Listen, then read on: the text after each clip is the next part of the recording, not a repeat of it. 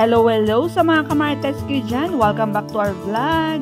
Latest chika natin kay Rufa Gutierrez na ngayon nga ay kasalukuyang nasa Toronto, Canada siya para sa Taste of Manila event doon. It's like games siya, and then may mga chance kayo dyan sa mga kababayan natin dyan na makapag-selfie kay Rufa Gutierrez courtesy of Kabayan Remit. Ayan, so Kabayan Remit is isa itong remittance na pwede kayong magpadala sa mga loved ones nyo dito sa Philippines. At alam nyo ba, yung pinost ni Rufa na photos niya na yan is parang first time na nag-comment si ex-husband niyang si Ilma Spectash sa mga post niya, at eto nga yun.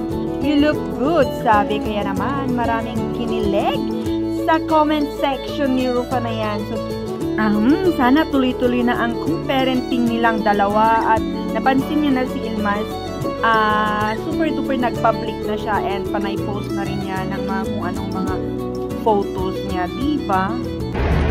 Hi everyone, I'm here in Toronto, Canada. It's my first time here, and I got picked up by Kabayan Remit. They gave me these beautiful pink flowers to match my pink hoodie. I'm excited.